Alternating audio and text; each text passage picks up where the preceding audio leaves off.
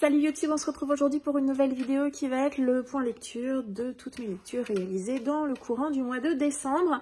Un mois qui a été de l'excellente lecture à l'abandon, vraiment un mois très varié en termes de qualité mais également en termes de style de lecture. Donc on démarre tout de suite d'abord par un abandon. Et j'ai abandonné Carmine et les sorceleuses, l'incantation interdite de Caris Demos, c'est publié aux éditions de l'Alchimiste. Je l'avais reçu en service presse. Et malheureusement, c'est un titre qui simplement n'était pas pour moi. Je l'ai abandonné assez vite, hein. J'ai dû arriver à 50 pages. Le roman en fait à peine 300. Ici, on va faire la rencontre d'un homme, voilà, qui s'appelle Carmine. C'est une créature un peu qui peut prendre plusieurs formes, et son travail, c'est de regrouper un certain nombre d'objets, mais pas que, enfin en tout cas de tout type de choses dont des sorcières ou tout autre type de créatures pourraient avoir besoin pour leur activité professionnelle, on va dire. Donc c'est un peu compliqué, en tout cas pour moi, de vous résumer ce livre, puisque comme je vous le dis, je l'ai abandonné à 50 pages. On est ici dans un univers d'urban fantasy qui, je pense, pourra tout à fait plaire à d'autres que moi, clairement. On est sur un style que j'ai trouvé plutôt cool, avec... alors, ce titre m'a fait penser à Lupus in Fabula, que j'avais lu l'année dernière pour le Plib, et que pareil, je n'avais pas particulièrement aimé. Et finalement, un peu pour les mêmes raisons qu'ici. Donc j'ai tendance à penser que ceux qui avaient aimé Lupus in Fabula pourraient tout à fait se retrouver dans ce titre ici. Un peu comme dans Lupus in Fabula, en tout cas c'est ce que moi je lui avais reproché, c'est qu'on a un mélange de presque toutes les créatures possibles et imaginables, mais en même temps elles sont là, mais elles sont réécrites, réinterprétées, réimaginées par l'auteur, et moi ça marche pas. Avec moi, ça marche pas du tout, ce mélange. J'ai l'impression d'avoir un fourre-tout de plein de créatures, de plein de choses. En plus, l'auteur nous donne très peu d'informations. En tout cas, voilà. À nouveau, moi j'ai lu 50 pages, donc peut-être que les informations, elles arrivent après. Mais j'avais cette sensation que tout était mélangé, que j'étais complètement perdue. Même si, bon, je comprenais à peu près ce qui se passait. C'était trop farfelu, trop décalé, trop... ouais, voilà, j'ai eu l'impression voilà, vraiment de ne pas m'y retrouver, de ne pas être bien dans cette lecture. Et clairement, au bout de 50 pages, j'ai vraiment vu simplement que ce titre me faisait vraiment beaucoup penser à Lupus in Fabula. Voilà, avec son côté mélange de plein de choses, de plein de créatures, réinvention, réinterprétation. Là, on est vraiment dans des créatures fantastiques, imaginaires. Des sorcières, des vampires, des ghouls, etc. Mais dans un monde ultra moderne et ultra connecté. Moi, c'est pas trop mon délire. J'aime pas particulièrement ça. Et j'ai décidé, malheureusement, même si c'est un service presse, de ne pas me forcer à lire ce titre pour au final le traîner et en avoir un avis très négatif. Là, clairement, simplement, c'était pas un titre pour moi. Donc, voilà, j'ai préféré m'arrêter là. Mais je pense que, comme je l'ai dit, hein, pour ceux qui avaient aimé Lupus in Fabula, je pense que typiquement, ça peut plaire. Mais c'était trop décalé pour moi. Et en plus, je crois qu'il est arrivé après les deux déceptions dont je vais vous parler juste avant. Donc, on va pas se mentir, j'avais pas envie non plus de me forcer parce que c'était un service presse. Avec Dorian, on a terminé Second Occumène, le tome 5, Tarael de John Crossford. C'est publié aux éditions Critiques. C'est le tome 5 et c'est la fin de la saga. Quelle déception! Vraiment, j'avais vraiment beaucoup aimé les premiers tomes. Et puis c'est vrai qu'à partir du tome 3, qu'on avait lu en lecture commune avec Céline Lecture, on a commencé à voir des choses qui nous dérangeaient un petit peu. Enfin, bon, pour ce tome-ci, au démarrage, j'ai plutôt bien raccroché les wagons. Voilà, j'ai pas été particulièrement perdue. J'ai réussi à retrouver à peu près qui était qui, dans quelle partie de l'univers on était. Donc ici, on est dans un univers de space opéra, planète opéra. On est dans l'humanité très longtemps après qu'une partie de cette humanité ait quitté la Terre et est allée s'installer et se recréer vraiment un univers complètement à part dans l'espace, dans un autre endroit de l'espace, on ne sait pas particulièrement où, mais bon voilà. On a colonisé d'autres planètes, etc. Et puis l'humanité s'est réinstallée tout doucement Et forcément, l'humanité a également reproduit ce qu'elle sait faire de mieux, c'est-à-dire n'importe quoi, c'est-à-dire la guerre, très souvent. Il y a également un univers religieux qui s'appelle Vatican. Et dans cet univers, on a également des personnes qui ont des pouvoirs qu'on appelle les alters, des pouvoirs un petit peu genre les X-Men. Voilà, si vous voyez à peu près l'idée.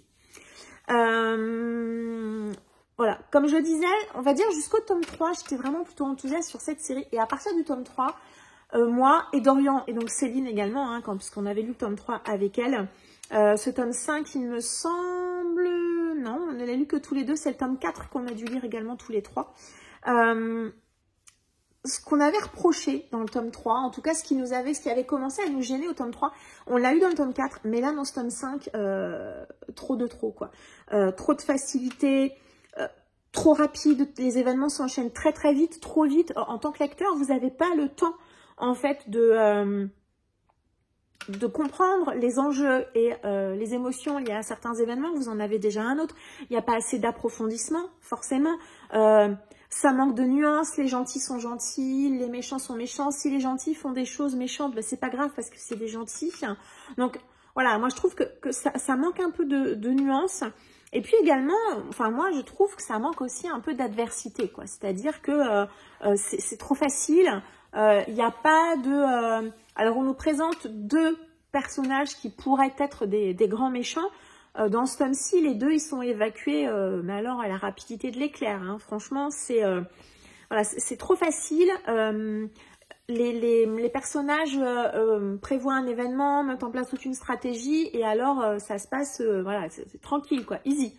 Voilà, il n'y a pas de problème, il n'y a pas d'opposition, il n'y a pas de choses qui tournent mal. Enfin non, voilà, ils ont prévu de faire ça, ils font ça, ils y arrivent et après ils passent à l'étape d'après. Enfin, c'était... En fait, je pense que c'est surtout ça vraiment qui m'a gênée parce que du point de vue du style, moi je trouve que ça se lit plutôt bien, mais c'est trop facile, quoi. Vraiment, c'est trop facile, il n'y a pas assez d'adversité. Et finalement, bah, comme c'est facile, vous n'avez jamais peur, ni pour les personnages. Et puis, bah, comme vous n'avez jamais peur, bah, finalement, vous arrivez à vous désintéresser. Enfin, franchement, clairement, je suis allée jusqu'au bout parce que j'étais en vacances et que j'avais le temps. Dorian l'a abandonné, c'est quand même un tome 5. Je suis pas certaine que si je l'avais lu à une période où je travaille, vraiment je suis dans une période plus active que les vacances, je suis pas certaine que je serais allée jusqu'au bout. Voilà, c'est une déception, c'est très dommage parce que moi je trouve que ça se lit très bien, l'écriture de l'auteur elle est vraiment très agréable, il y a de bonnes idées qui ont été proposées au démarrage.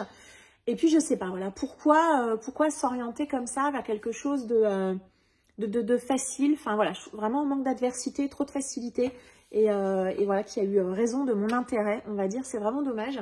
Par contre, je relirai, alors pas du John Crossford, mais j'ai oublié comment il s'appelle en vrai, son nom de famille, c'est pas Ségué, je sais plus c'est quoi son prénom, mais bref, donc l'auteur, voir si c'est dans sa manière de faire ou si c'est juste cette série-là qui l'a orienté comme ça. Alors certes, ça nous avait été présenté également comme une série un peu de grand spectacle, on va dire, certes, je l'accepte, mais même quand vous regardez un film américain, vous avez un minimum de tension, et c'est vrai que là, malheureusement, en tout cas pour moi, il n'y en a pas eu, c'est très dommage, et je suis très déçue. Voilà, on va continuer dans les déceptions. Ben oui, encore un Dosexus qui était une déception. Steel Striker, le tome 2 de la série Skyhunter de Marie-Luce est donc publié chez De Saxu. Je l'ai lu en lecture commune avec Dorian et avec Céline Lecture. Que dire, ce roman, il fait un peu plus de 400 pages et Dieu que c'était long. C'était long. Les 200 premières pages, il ne se passe rien. C'est simple, rien. On a nos deux personnages principaux qui sont Red et Taline. Ils passent leur temps à chouiner, à se plaindre, à ressasser, Alors je me rends compte que je vous ai même pas fait de résumé. Donc dans le tome 1, on rencontre Taline. Taline, c'est une demoiselle qui a été obligée, on est dans un monde en guerre, avec un peuple qui essaie d'asservir l'ensemble de la population sous sa loi. Taline, elle est obligée de quitter le pays dans lequel elle vivait. Elle va s'installer dans un autre pays et elle va devenir un agent du gouvernement. Ben, pour protéger le pays qui a accepté de l'héberger, on va dire, de l'accueillir. jusqu'au jour où arrive dans ce monde un personnage qui s'appelle Red, c'est un Skyhunter. Et voilà, et je vous laisse découvrir dans le tome 1 quel est le rôle de ce personnage. J'avais bien aimé le tome 1, franchement, moi j'avais trouvé qu'il y avait des bonnes idées, que c'était bien fait, que c'était bien mené, mais alors ici, c'est pas possible, quoi. Je me suis ennuyée les 200 premières pages, j'ai trouvé ça long, Taline et Red m'insupportaient, on va les suivre en alternance, mais c'est... Je suis désolée, je me suis fait chier les 200 premières pages, enfin c'est pas dans mes habitudes de dire ça, mais c'était une corvée, vraiment une corvée d'avancer, hein. Donc nos deux personnages pendant 200 pages, ils font que chouiner, ils font que se plaindre, ils font que ressasser, que réfléchir, que se poser des questions. Ça, c'est clairement, bien évidemment, au détriment de l'action. Et un peu comme dans Second Occupant, j'ai fini par complètement me désintéresser de l'histoire, quoi, me désintéresser de ce qui pouvait leur arriver. C'était aussi un petit peu trop linéaire, un petit peu trop... Alors, il n'y a pas forcément de facilité, mais là, pour le coup, trop linéaire, trop les événements les uns à la suite des autres. Je suis déçue parce qu'il y a des personnages secondaires que j'aimais beaucoup, qui sont complètement délaissés ici. Je suis désolée qu'ils ne servent à rien. Ils n'ont aucun intérêt dans cette histoire. C'est vraiment dommage. Il y a des sujets importants qui étaient dans le tome 1 qui ne sont pas du tout traités ici. L'autrice, elle évoque certaines choses et on arrive à la fin du tome 2 et on ne sait pas. Et on n'a pas forcément la réponse des choses qu'on avait cru comprendre et cru envisager. Et puis la fin ne m'a pas convaincue. J'ai pas adhéré non plus à cette fin. Donc voilà, c'est une grosse déception parce que moi, Marie-Lu, j'avais lu Legend que j'avais beaucoup aimé. Et là, voilà, je suis passée à côté. Donc encore un de Saxus qui était une déception. En plus sur une autrice que j'avais déjà lue et que j'avais beaucoup aimé. Donc ouais, c'est une grosse déception celui-ci aussi. Mais bon. Voilà, on va continuer quand même de lire du De Saxus l'année prochaine. Voilà, on va peut-être mieux les choisir, mais là c'est vrai que je suis déçue parce que clairement j'étais partie confiante avec cette autrice et bah malheureusement c'est un flop. Voilà, c'est un flop. J'ai lu un titre qui n'était pas du tout dans la palle du mois de décembre, mais j'avais besoin d'un tout petit livre pour faire le lien, je crois, entre deux lectures. Et j'ai lu Et parfois elle revient de Nora Leigh, que c'est publié aux éditions du Chat Noir. C'est un tout petit titre que j'avais acheté à Mons, au salon de Mons, il y a quelques mois. Il fait 106 pages, hein, donc vraiment tout court. On va faire la rencontre d'une jeune femme. Alors, il me semble qu'on ne connaîtra jamais son prénom. Ce sera toujours elle. Et elle, cette jeune femme, elle va... est-ce qu'on nous le dit? Non, pas tout à fait. Donc, je ne vais pas vous le dire non plus. Je réfléchis. Donc, on fait la rencontre de elle, une jeune femme. On va être en point de vue interne tout le long de ce texte. Elle va faire la rencontre d'une femme. Elle va tomber amoureuse de cette femme. Alors, cette femme est violoncelliste, je crois. Et on va suivre leur relation pendant ces 100 pages. On est dans un texte qui a une ambiance ultra gothique. Vraiment, j'ai été assez, j'allais dire bluffée, impressionnée en tout cas par le style de Nora Leigh, une plume que j'ai trouvée vraiment magnifique et qui colle complètement à cet univers ultra gothique. Sa plume, elle est noire, elle est glauque. Alors, je sais pas s'il y a des trigger warnings, mais je pense qu'il y a certaines personnes qui peuvent peut-être être heurtées par certains sujets de ce titre. Alors, le Chat Noir fait des petits... voilà, il y a des petites choses derrière, donc je vous invite à les lire avant de lire ce texte, qui est un texte un peu dur sur certains sujets. C'est un texte qui est également très poétique. Alors, le poétique, comme moi je l'aime, je vous ai déjà dit que moi, j'étais pas très fan de la poésie de manière générale et des écritures trop poétiques. Ici, on est sur un texte qui est vraiment très travaillé, très beau.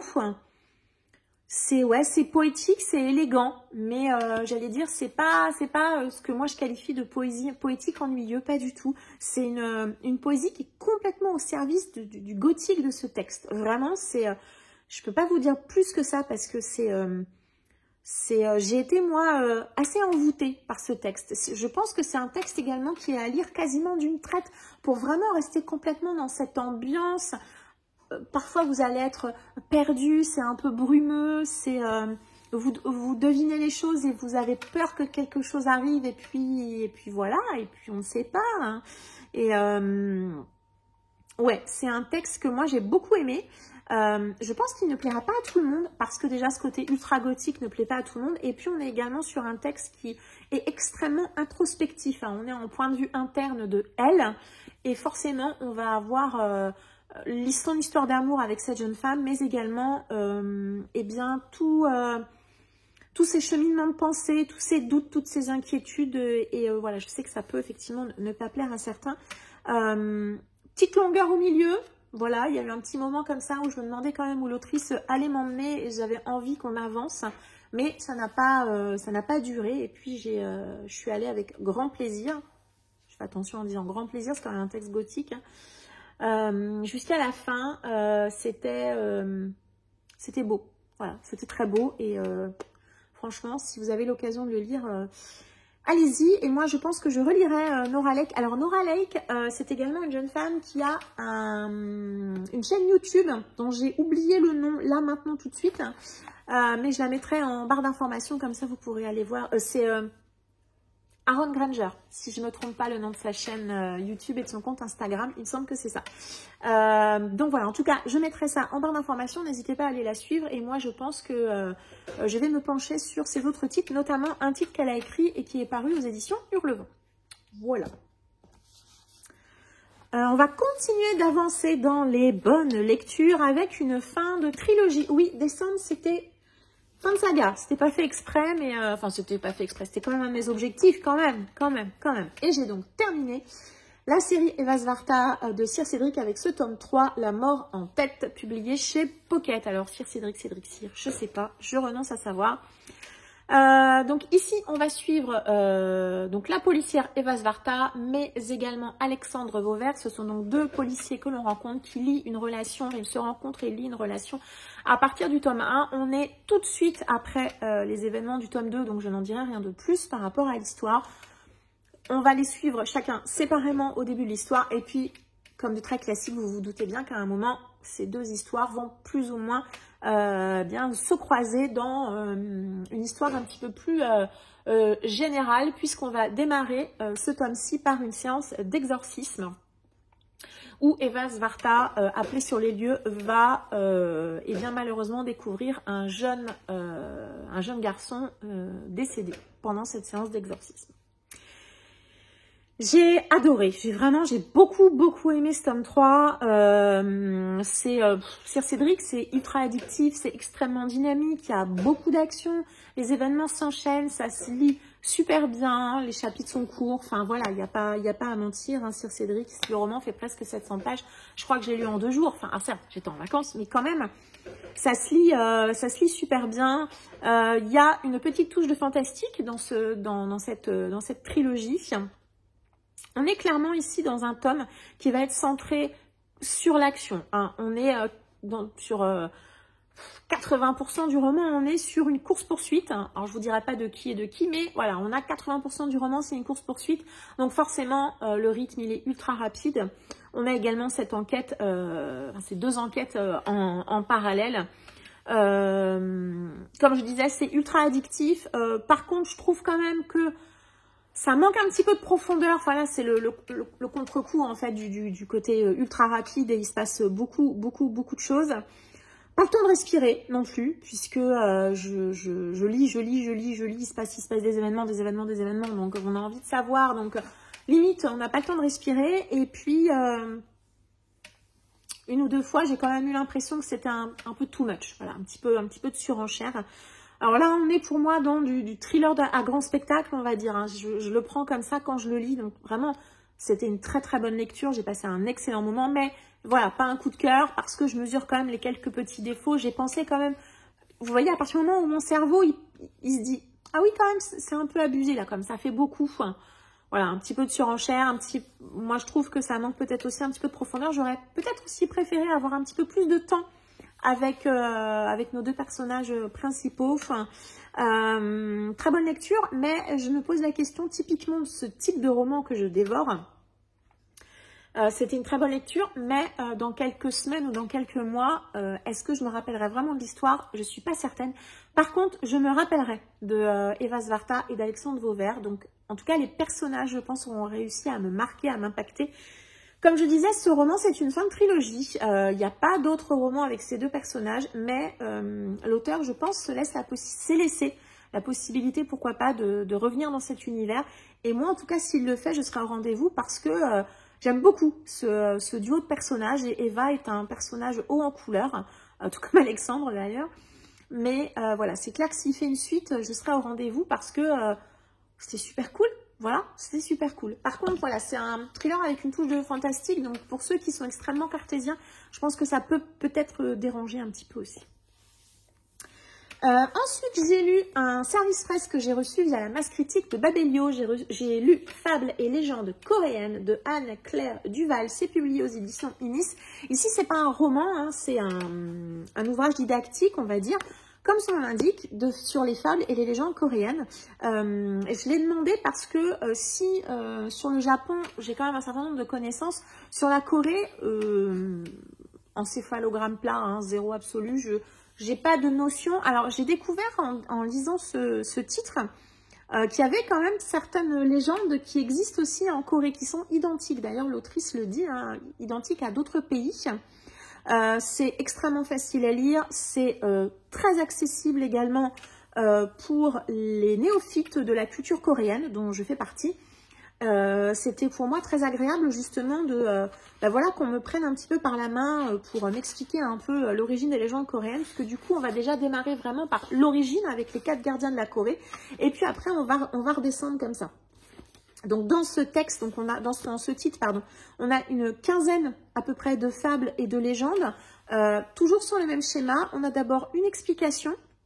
On a d'abord donc la légende en elle-même, et puis ensuite quelques pages d'explication où l'autrice, elle met aussi en lien avec des choses beaucoup plus contemporaines pour voir que ces légendes, même encore aujourd'hui, elles ont des incidences ou elles existent en tout cas dans la culture, que ça soit dans des dramas coréens, dans de la K-pop, dans des jeux vidéo, etc. Donc ça, je trouvais ça assez sympa de le mettre en relation. Alors moi, comme je disais, qui ne suis pas du tout familière de la culture coréenne, elle me parlait d'artistes ou de films ou de jeux que je ne connais pas.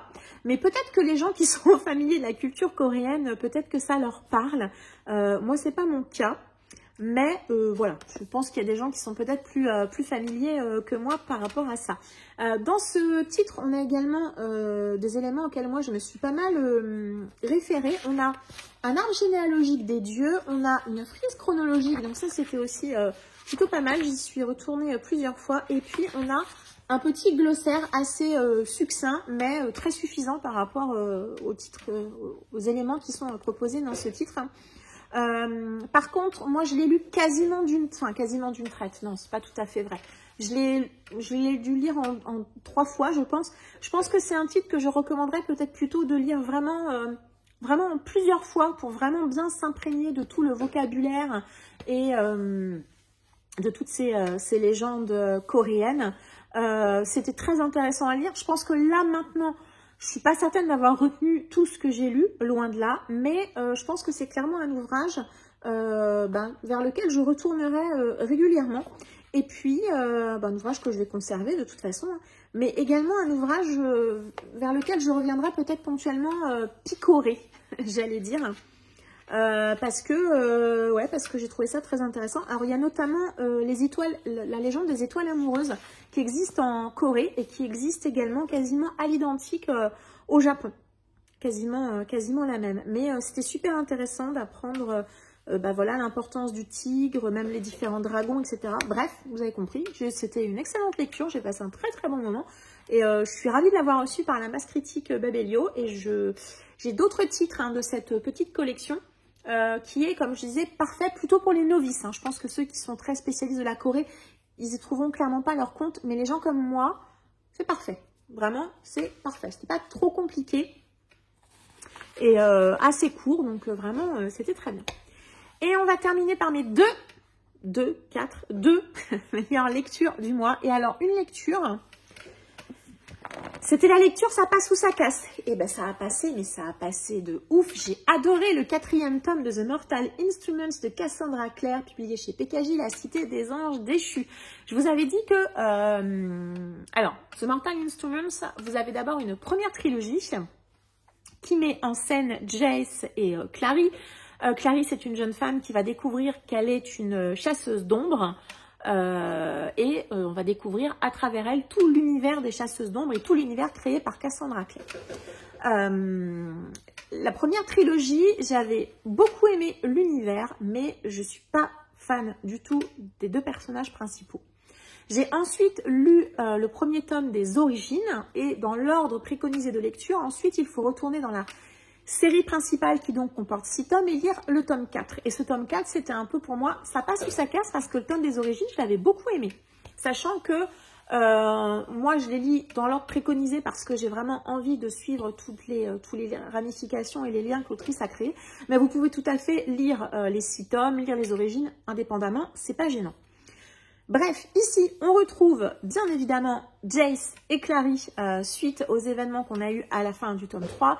Vous pouvez tout à fait également lire la première trilogie. Elle s'arrête, il y a une clôture vraiment à la fin du tome 3. Nous, on va retourner à New York, donc avec Clary et Jace, la relation qui va se développer.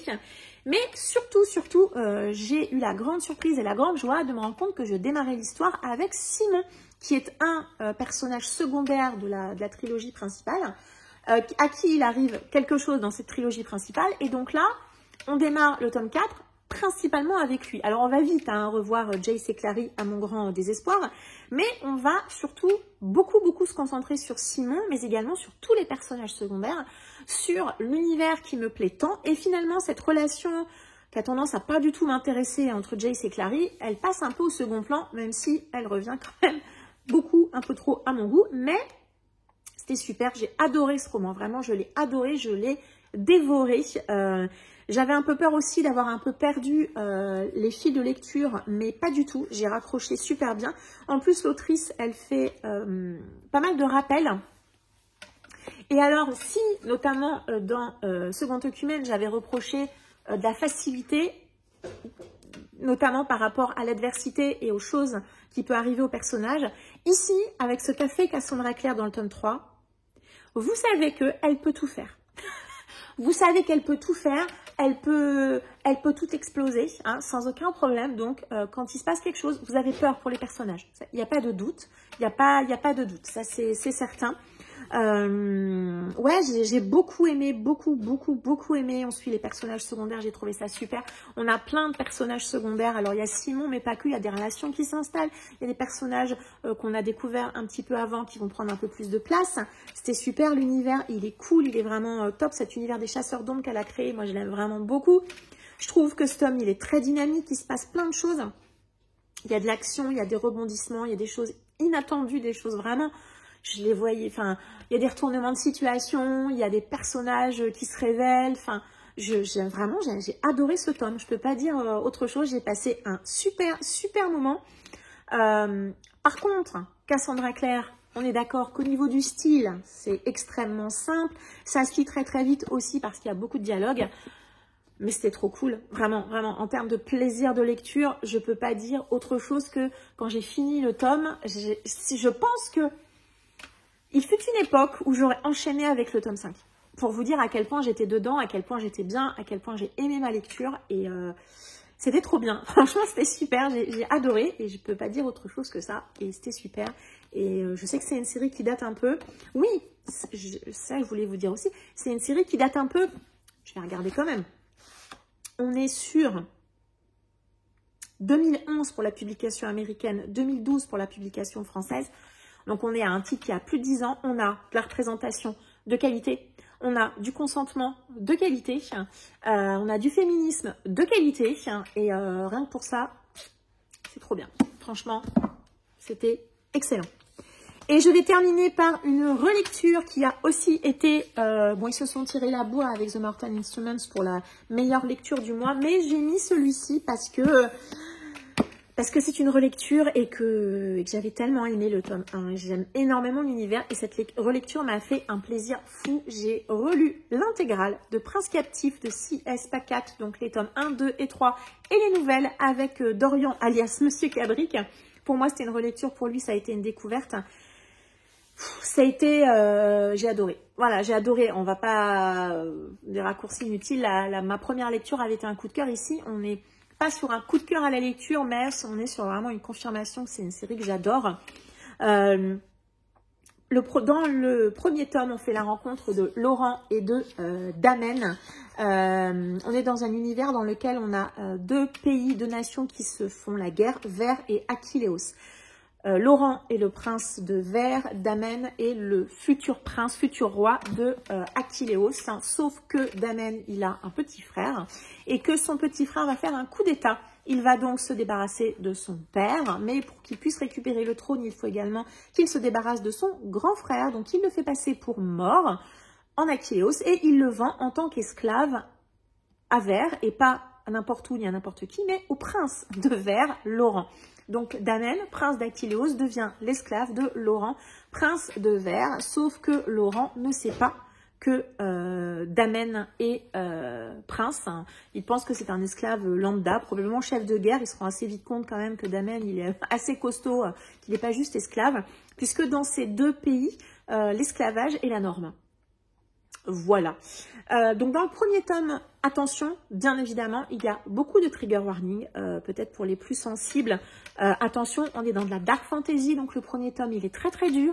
Il est par moments extrêmement malaisant, mais l'autrice, dans ce premier tome, surtout, elle installe complètement l'univers, les personnages, les relations, les complots qui existent. On est vraiment dans ça, dans ce tome 1. On va découvrir vraiment Laurent. Qui est-il? Quel est ce pays de Ver que finalement Damen ne connaît pas du tout, hein, puisque lui, il a grandi en Achilleos et il a grandi surtout avec tout ce qu'on lui a raconté. C'est-à-dire que lui, finalement, il ne connaît Ver que pas d'expérience. Voilà. Dans le deuxième tome, on est dans un tome qui est beaucoup plus classique en termes de fantaisie, puisque là, on est dans un tome beaucoup plus guerrier, beaucoup plus de combat. Finalement, dans ce tome 2, je trouve qu'on n'a pas de trigger warning, ou quasiment pas. On a surtout une relation qui va se développer entre Laurent et Damen. On a une grosse dimension de complot également qui est présente bien davantage dans le tome 2. On la devine dans le tome 1, mais dans le tome 2, elle est vraiment extrêmement présente. Je vous dis, on est vraiment sur un tome de fantaisie assez classique, très guerrier, de combat, où Damen commence à ouvrir les yeux sur un certain nombre de choses. Et une fin du tome 2, une fin de dingue, une fin assez folle. Et un tome 3... avec énormément de rebondissements, énormément de suspense. Encore une fois, je vous disais tout à l'heure que dans Second Ocumen, mais également dans Steel Striker, on n'a pas forcément peur pour les personnages. Ici, on a peur. Ici, on a peur, on a très peur. Vraiment jusqu'au bout. Même moi qui avais déjà lu le roman, je sais pas si vous, ça vous a déjà fait ça, vous connaissez l'histoire, mais quand vous êtes dans l'histoire, vous êtes tellement à fond dedans que même vous vous dites, mais est-ce que ça a changé? Est-ce que ça a changé? Est-ce qu'il va se passer ce truc horrible? Et voilà, et finalement, dans ce tome 3... on est vraiment à fond avec Laurent et Damen dans leur relation qui est là, voilà, qui existe. Et puis aussi dans les complots, dans ce monde que l'autrice vraiment nous vend très bien. Une trilogie que j'adore. On a également lu donc les 4 nouvelles qui sont là. Alors effectivement, sur ces 4, il y en avait une que j'avais déjà lue, mais j'avais un peu oublié. Alors... clairement, ces nouvelles, moi, je trouve qu'elles sont sympas. Elles étaient agréables à lire. Il y en a notamment 2 que j'ai bien aimées parce qu'on est plus avec des personnages, secondaires, même pas des personnages qu'on aperçoit dans les romans, mais qui ne sont pas des personnages ultra importants. On a une nouvelle qui était sympa parce qu'on voit l'autre côté de quelque chose, mais... c'est des nouvelles qui finalement apportent vraiment pas grand chose. Il y en a même une qui, je trouve, moi, je l'appellerais clairement une nouvelle de fanservice, hein, parce que franchement, elle n'apporte rien à l'histoire, mais vraiment rien de rien. Donc voilà, des nouvelles qui étaient sympathiques, qui nous ont permis, puisqu'avec Dorian, on a fait le choix d'en lire une par jour, de rester encore un petit peu dans l'univers de Ver et d'Achilleos. Mais c'est vrai que c'était pas des nouvelles essentielles et inoubliables. Bref, si vous n'avez jamais lu Prince Captif, franchement, tentez. Alors, sachez que le premier tome est effectivement le plus dark fantasy et le plus malaisant. Après, on est vraiment sur de la fantasy plus classique. Mais c'est surtout cette relation entre ces deux hommes, cette relation qui va se créer, qui est une relation incroyable. Et on s'attache tellement à Laurent et à Damen. C'est assez fou. Voilà, c'était une excellente relecture. J'ai adoré, adoré, adoré la relire. En plus, on a pu échanger avec Dorian pour qui c'était la première lecture. Donc ça aussi, c'était vraiment super. Je suis ravie de l'avoir accompagné. Je suis aussi ravie qu'on ait pu marathonner cette saga puisque ça fait quand même 3 tomes plus les 4 nouvelles lues uniquement dans le mois de décembre. C'était vraiment excellent de rester comme ça dans l'univers. Ouais, c'est aussi grâce à cette série que je me suis rendu compte que c'est quelque chose vraiment que j'aime beaucoup, de rester comme ça dans un univers, dans un temps assez court. C'était super. Je ne sais pas si avec Dorian, on se refera une intégrale comme ça sur un mois, mais Prince Captif, c'était super. Et voilà, moi, je peux que vous la recommander. Voilà. Hop, et c'est tout pour mon bilan lecture du mois de décembre. Un mois, j'ai lu combien? Alors, 3, 4, 5, 6, 7 titres et donc un abandon. Voilà, donc c'est plutôt un bon mois de lecture, en tout cas quelques déceptions et puis vraiment des super titres. Voilà, est-ce que vous aussi en décembre vous avez fait de très très belles lectures? N'hésitez pas à me le dire en commentaire. Merci de m'avoir suivi jusqu'ici, je vous embrasse très fort et je vous dis à très bientôt. Ciao!